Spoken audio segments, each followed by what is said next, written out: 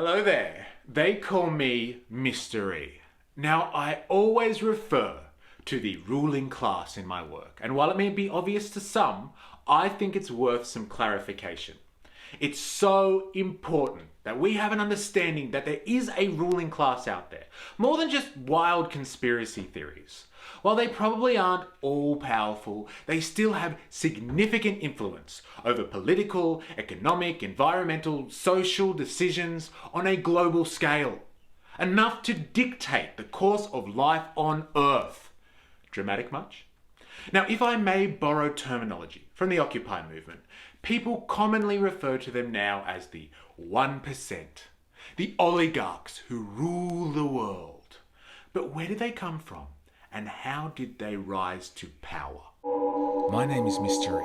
For reasons unknown, I have been thrown back into the past almost 100 years, and this is my story. Leading into World War I and World War II, the advanced industrial countries of the world were going through significant economic strain. Capitalists had seized economic control throughout the world, and with it political power, and as a result had ushered in great economic inequality. Capitalist wealth and power, however, was still tied directly to real market forces like labour and production, things that were generally limited to a national scale. So when domestic issues arose like market crashes, high inflation or depressions, capitalist power and legitimacy was scrutinised and vulnerable as people became desperate and angry. The solution for average people, in some cases, was populist collectivism, an alternative to the capitalist oligarchy that was built around saviour demagogues. Think fascism and Russian-style communism. Now, after World War II, though, there was a period of great settling for inequality and upper-class power, and the evening out of resource distribution across the Western world, meaning wealth that had been concentrated in the hands of the capitalist class was being shared out more amongst the entire population. After the horrors and the tragedies of the world wars, nations looked internally to mend economic suffering and increase living standards through solidarity collectivism. Think unions, community groups, associations. Keynesian economics became the main economic theory for the advanced industrial nations, meaning there was cooperation between big business and the labour movement, facilitated by governments. The intention was to solve economic problems by eradicating unemployment and providing a social safety net. And so, labour collectives and businesses came together to decide what was in the best interest of all a nation's inhabitants, not just a select few. This led to great expansions in infrastructure spending and social security, i.e. welfare, public health care, schools, university spending, massive infrastructure projects and public housing projects, things that provided everyone with secure work and a means to subsist, while workforces used the power of unionism to get good benefits and optimum work-life balances.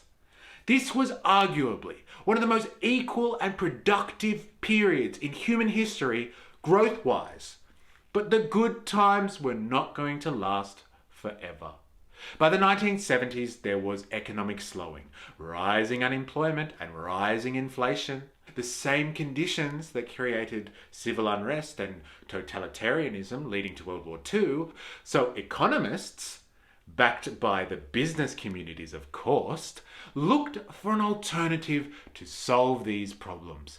And in came the rise of neoliberal economics. Think Thatcher and Reagan, privatisation and the rise of corporate interests at the forefront of all economic, political and global policy. This was no accident, but a carefully manufactured and timely shift in thinking that pounced on the opportunity to deceive desperate people into accepting structural economic changes that would cease to impede the rich and powerful, and so the world's populations were sold a great lie. Deregulate your national economies, financial systems and markets. Take power and dismantle unions and collectives that inhibit business freedom. Take the evil state out of social security, infrastructure and decision making, and the corporate sector will take care of society and ensure prosperity for all. All boats float with a rising tide.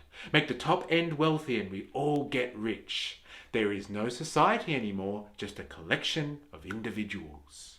This rhetoric was preached to the world as the only solution for economic downturns and hard times. And just like that, the elites concentrated and restored their class power and rightfully earned the title ruling class. Our corporate oligarchy, our rulers. Those who had been biding their time since World War II had the building blocks to dominate the entire planet. They did this on the back of finance, monopoly, austerity measures, hostile takeovers, and state-sanctioned force, robbing the world of solidarity, common property, and public assets. As of 2019, the top 1% owned 43% of global wealth. In the same year, in the US, 3 men, Warren Buffett, Bill Gates, and Jeff Bezos, earned as much wealth as the bottom 50% of US citizens. And this has only increased since the pandemic.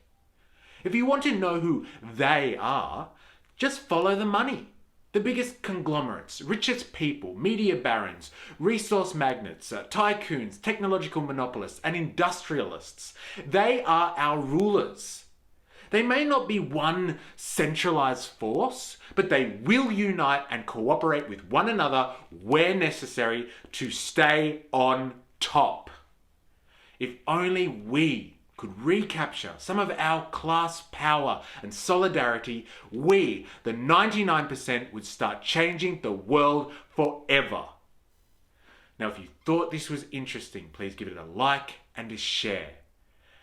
And please subscribe for more. There is much to learn about the revolution. Remember, I am, you are, we are a mystery.